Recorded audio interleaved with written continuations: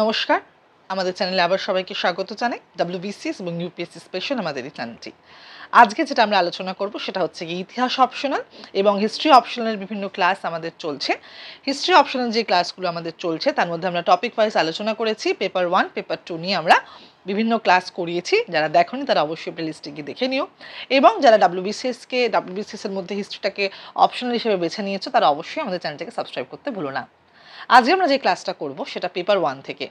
Paper 1-এর একটা ক্লাসে আমরা আলোচনা করেছি এবং সেখানে আমরা দেখেছি যে সিন্ধু সভ্যতা সম্পর্কে, সিন্ধু সভ্যতার কিছু বৈশিষ্ট্য নিয়ে আমরা আলোচনা করেছি, এবং পেপার 2-এর কিছু ক্লাস আমরা করেছি। সেখানে আমরা কার্নাটিক ওয়ার দেখেছি, ইঙ্গো ফরাসি দ্বন্দ্ব দেখেছি, হ্যাঁ, এবং এছাড়া আমরা বিভিন্ন আরও ক্লাস আমরা করেছি বিভিন্ন টপিক নিয়ে। আজ আমরা পেপার 1-এ যেটা আলোচনা করব সেটা হচ্ছে গিয়ে একেবারে প্রথম দিকেই সিন্ধু সভ্যতার কথা আমরা যখন পড়েছি, সিন্ধু সভ্যতা এবং আরেকটা বিষয় হচ্ছে গিয়ে বৈদিক সভ্যতা।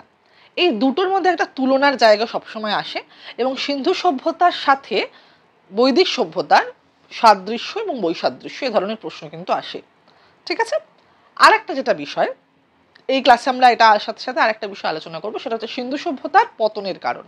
তো প্রথমে আমরা সিন্ধু সভ্যতা আর বৈদিক সভ্যতার সাথে কিছু আলোচনা করে নিই। ঠিক আছে, যে সাদৃশ্য এবং বৈসাদৃশ্য, এটা বিভিন্ন ধরনের প্রশ্ন আসতে পারে। সিন্ধু সভ্যতা হিসাবে এলো এরকম ব্যাপার নেই, এমনও আসতে পারে যে হরপ্পা সভ্যতা এবং আর্য সভ্যতার মধ্যে সাদৃশ্য বৈসাদৃশ্য আলোচনা করো, একই বিষয়। সিন্ধু সভ্যতা হরপ্পা সভ্যতা একই, আর্য সভ্যতা বৈদিক সভ্যতা একই। ঠিক আছে, তো এর মধ্যে কিছু সাদৃশ্য এবং কিছু বৈসাদৃশ্য রয়েছে, কিছু পার্থক্য রয়েছে এবং কিছু মিলও রয়েছে। তো আমরা সবাই জানি যে সিন্ধু সভ্যতা আবিষ্কারের পূর্বে, যখন আমাদের সিন্ধু সভ্যতা আবিষ্কৃত হয়নি তার আগে থেকে আমরা জানতাম যে আমাদের ভারতবর্ষের একেবারে প্রাচীনতম সভ্যতা হলো বৈদিক সভ্যতা বা আর্য সভ্যতা। কিন্তু সিন্ধু সভ্যতা আবিষ্কারের ফলে আমরা যেটা বুঝতে পেরেছি সেটা হচ্ছে আমাদের সভ্যতা আরও প্রাচীন, আরও বৈশিষ্ট্যপূর্ণ এবং আরও উজ্জ্বল। কিন্তু সিন্ধু সভ্যতার সাথে বৈদিক সভ্যতার একটা সময়গত ফারাকের সাথে সাথে একটা বিস্তর পার্থক্য রয়েছে। এবার সেটাকে তোমরা প্রশ্ন উত্তরের দিক থেকে 1 নম্বর 2 নম্বর করে লিখতে পারো, বা তোমরা নোট করে তোমরা হেডিং করে করে আলাদা আলাদা পয়েন্ট করে করে লিখতে পারো। তো আমরা প্রথমে যেটা বলবো সেটা যদি বৈসাদৃশ্যের দিকে দেখি, তাহলে সিন্ধু সভ্যতা আমরা প্রথমেই যেটা মাথায় আসে সেটা ছিল নগর সভ্যতা, নাগরিক সভ্যতা। অন্যদিকে বৈদিক সভ্যতা ছিল গ্রামীণ সভ্যতা, গ্রাম ভিত্তিক সভ্যতা। সিন্ধু সভ্যতায় আমরা দেখেছিলাম যে পোড়া বাড়ি, পোড়া মাটির বাড়িতে মানুষে থাকতো। অন্যদিকে বৈদিক সভ্যতা একেবারে গ্রাম ভিত্তিক, খড়ের চাল, হ্যাঁ, এইরকম আমরা মাটির ঘর ইত্যাদি আমরা বৈশিষ্ট্য পেয়েছি। সিন্ধু সভ্যতার মধ্যে যে নাগরিকতার যে ভিত্তি ছিল, নগর পরিকল্পনা, সুসজ্জিত স্নানাগার, পয়ঃপ্রণালী ব্যবস্থা, এগুলো কিন্তু আমরা বৈদিক সভ্যতায় দেখতে পাই না। ঋগ বৈদিক যুগে একেবারে প্রাথমিক যে বৈদিক যুগ সেই দিকে কিন্তু আমরা সেভাবে দেখতে পাই না।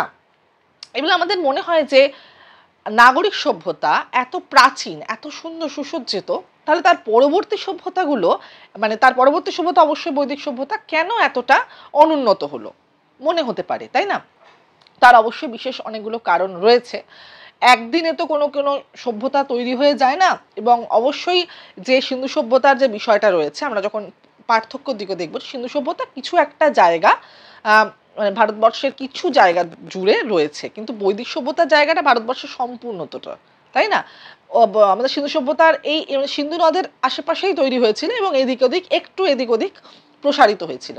কিন্তু বৈদিক সভ্যতা যখন আমরা দেখব, প্রায় উত্তর ভারতের, প্রায় উত্তর পশ্চিম ভারতটা বৈদিক সভ্যতার জায়গাতেই আমরা দেখতে পাই। এছাড়া আমরা যদি দেখি বৈদিক সভ্যতার দিক থেকে, বৈদিক সভ্যতায় আমরা দেখি যে শাসন যে কার্য, শাসক হিসাবে গোষ্ঠীগত একটা জায়গা দেখা যায়। অন্যদিকে আমরা সিন্ধু সভ্যতার ক্ষেত্রে শাসক গোষ্ঠীদের বিভিন্ন বড় বড় দুর্গ, হ্যাঁ, এই সিটাডেল জাতীয় বিষয়, এগুলো আমরা দেখতে পেয়েছি, সেটা আমরা বৈদিক সভ্যতায় দেখতে পাইনি।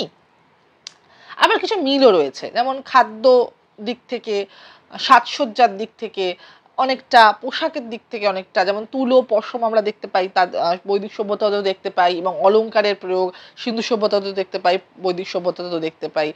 খাদ্যাভ্যাসের মধ্যে আমরা দেখতে পাই দুধ, তরকারি, ফল, হ্যাঁ, খেজুর, মাংস, ভেড়ার মাংস, এই জাতীয় বিষয় আমরা বৈদিক সভ্যতাতেও দেখতে পারি এবং সিন্ধু সভ্যতার মধ্যেও রয়েছে। তো কিছু কিছু অবশ্যই মিল রয়েছে, এবং আমরা যখন নোট লিখবো, তোমরা অবশ্যই, আমি বইগুলো তো বলেই দিচ্ছি যে কোন কোন বই ফলো করবে, জাস্ট আমি কয়েকটা আলোচনা করবার জন্য, বেসিকটা জানানোর জন্য বলছি যে কিভাবে কি পার্থক্য তোমরা লিখতে পারো, সাদৃশ্য বৈসাদৃশ্য একসাথে, তোমরা সাদৃশ্যগুলো একসাথে লিখতে পারো বা বৈসাদৃশ্য পরে আলাদা করে লিখতে পারো, বা একসাথে একটা লাইনের মধ্যে মানে লিখে লিখে যেতে পারো 1 নম্বর যে এই সাদৃশ্য ছিল, এই বৈসাদৃশ্য ছিল, ঠিক আছে।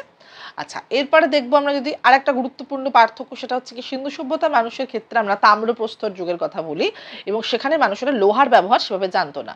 অন্যদিকে বৈদিক সভ্যতাতে কিন্তু মানুষ লোহার ব্যবহার জানতো, হ্যাঁ, এগুলো আমরা জানতে পেরেছি।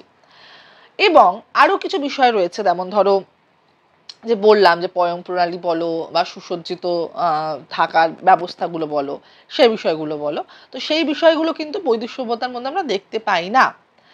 তো কিন্তু আবার কিছু কিছু দিকে, যেমন যখন ঋগ্বেদিক যুগ এগোচ্ছে, তখন বলা হচ্ছে যে আর্য সভ্যতার সৃষ্টি হচ্ছে, তখন বলা হচ্ছে যে আর্যরা এই সভ্যতা সৃষ্টি করেছে। আবার এক ক্ষেত্রে বলা হচ্ছে যে সিন্ধু সভ্যতার যে পতন, হরপ্পা সভ্যতার যে পতন, তার জন্য দায়ী বৈদেশিক আর্যরা আক্রমণের ফলে, ঠিক আছে। তো এর মধ্যে একটা যে লিঙ্ক রয়েছে, সেটা কিন্তু অবশ্যই গুরুত্বপূর্ণ, ঠিক আছে। সেদিকটা মাথায় রেখে অবশ্যই তোমরা নোটটা তৈরি করবে। এবার এই বিষয়ে আরেকটা যেটা বললাম, যেটা হচ্ছে কি হরপ্পা সভ্যতা বা সিন্ধু সভ্যতার পতনের কারণ। তো এখন প্রথমে যেটা বললাম যে এটা অনেকেই, বিভিন্ন সমালোচকেরা বিভিন্ন আলাদাভাবে মনে করেছেন, এবং বিভিন্ন ঐতিহাসিকের মধ্যে তার পতনের একটা মতভেদ রয়েছে, পতনের কারণের একটা মতভেদ রয়েছে, এবং কোনো পতনের কারণে ত্রুটিমুক্ত নয়।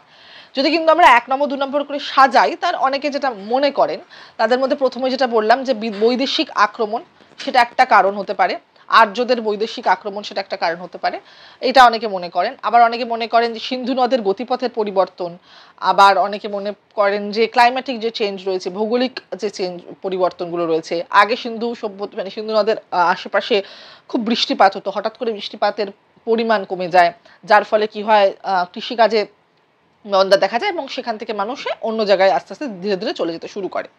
আবার অনেকে মনে করেন যে বৈদেশিক আক্রমণের জায়গাটা তো অবশ্যই ফেলে রাখা যায় না, কারণ তার অনেক প্রমাণও পাওয়া গেছে, যে দেখা যাচ্ছে কিছু পলায়নরত মানুষের স্তূপাকৃত মৃতদেহ রয়েছে একটা জায়গায়, কুয়োর ধারে, বাড়ির মধ্যে, এবং তাদের কোনো সৎকার করা হয়নি, যার ফলে সেটা নিয়ে বলা হয় যে সেটা হয়তো, এবং মাথার পিছনে আঘাত রয়েছে ধারালো অস্ত্রের, তো সেটা মনে হয় যে কোনো অতর্কিতে কোনো বৈদেশিক আক্রমণের ফলে অনেক মানুষ একত্রে মারা যায়। হ্যাঁ, এই বিষয়গুলোর একটা, এটাও কিন্তু ফেলে দেওয়া যায় না, এবং রক্তপাতের কথাও কিন্তু উল্লেখ করেন বিভিন্ন ঐতিহাসিকেরা। এবার অনেকে মনে করেন যে কৃষিকার্যের অবনতি, এবং পোড়া মাটির যে মাধ্যমে যে ইট ব্যবহার করা হতো, যার ফলে বিভিন্নভাবে বৃক্ষচ্ছেদন করা হয়, যার ফলে বৃষ্টির পরিমাণ কমে যায়। হ্যাঁ, তো এই ক্লাইমেটিক চেঞ্জ, ভৌগোলিক কারণ একটা অবশ্যই থাকে, বৈদেশিক আক্রমণের একটা অবশ্যই কারণ রয়েছে, এবং তার সাথে সাথে আমাদের বিভিন্ন বহির্বাণিজ্যের সাথে যে বাণিজ্যিক দিক থেকে যে গুরুত্বপূর্ণ জায়গাটা হচ্ছে একসাথে মানুষের যে থাকার জায়গা, ভৌগোলিক পরিবর্তনের ফলে সেটার একটা পরিবর্তন হয়, এবং বিভিন্ন দিক থেকে কিন্তু অনেক কারণের কথা উল্লেখ করা হয়, যার মধ্যে বৈদেশিক আক্রমণ এবং ভৌগোলিক কারণটাকে সব থেকে বেশি গুরুত্ব দেওয়া হয়, ঠিক আছে। এছাড়া আরও অনেক কারণের কথা বলা হয় অবশ্যই। তো তোমরা অবশ্যই যখন নোটটা তৈরি করবে, সিন্ধু সভ্যতার পতনের কারণের মধ্যে অনেকে অনেক মতামত দিয়েছেন, এবং এটা 10 নম্বরের প্রশ্ন হিসেবে ব্যবহার হতে পারে, কারণ খুব বেশি বড় জায়গা নেই। তোমরা অবশ্যই যে কোনো একটা, যে বই ফলো করো না কেন, বা আমাদের দেখো আমাদের অনলাইন পেড ব্যাচ রয়েছে, সেখানে আমরা নোট লিখিয়ে দিই। তো বা তোমরা যে কোনো যে ইনস্টিটিউটে যারা পড়াশোনা করো, সেখানে অবশ্যই নোট লিখিয়ে দেওয়া হয়। কিন্তু যখনই তোমরা নোটটা লিখবে, তোমরা একটা জিনিস মাথায় রাখবে, যেন নিজস্বতাটা বজায় রাখে, কারণ ইতিহাস অপশনাল অনেকেই নেয়, এবং ইতিহাস অপশনাল কি হয়, একটা গতানুগতিক নাম্বার আসার একটা জায়গা শুরু হয়ে যায়, যার ফলে কি হয়, তোমাদের নিজস্বতাটা যদি না মেনটেন হয়, তাহলে একটা নাম্বার তোলার একটা কিন্তু মানে একই রকম বিষয় যেন সবার ক্ষেত্রে না হয়, একই বিষয় সবাই লিখে যাচ্ছে, একই রকমভাবে যেন লিখে যাচ্ছে, এই বিষয়টা না হয়, পরিষ্কার পরিচ্ছন্নভাবে টু দ্য পয়েন্ট আনসার যেন হয়, যাতে কিন্তু নাম্বার তোলার একটা জায়গা ভালোভাবে তৈরি হয়, ঠিক আছে। আশা করি বোঝাতে পেরেছি। এবং হ্যাঁ, আমাদের অনলাইন পেড ব্যাচ জয়েন করার জন্য স্ক্রিনে দেওয়া নাম্বারে অবশ্যই কন্ট্যাক্ট করো। চ্যানেলে নতুন হলে সাবস্ক্রাইব করতে ভুলো না, ভিডিওটা ভালো লাগলে একটা লাইক করে দিও। কিন্তু আরেকটা কথা, সেটা হচ্ছে গিয়ে আমাদের কিন্তু প্রত্যেকটা টপিক ওয়াইজ ক্লাস করানো হচ্ছে, তোমরা একেবারে বেল আইকনটা অবশ্যই ক্লিক করে রেখো, কারণ হিস্ট্রি অপশনালের প্রত্যেকটা টপিক ওয়াইজ আমরা ক্লাস করাতে চলেছি। পরবর্তী আরও টপিক ওয়াইজ আমাদের আসছে, পেপার 1 পেপার 2 সব নিয়ে আমাদের আলোচনা হবে। এছাড়া আমাদের জিএস পেপারস নিয়েও আলোচনা হয়, কম্পালসারি বাংলা ইংলিশ নিয়েও আলোচনা হয়, আর বাংলা অপশনাল ক্লাস তো অবশ্যই রয়েছে, ঠিক আছে। দেখা হচ্ছে পরের ভিডিওতে। নমস্কার।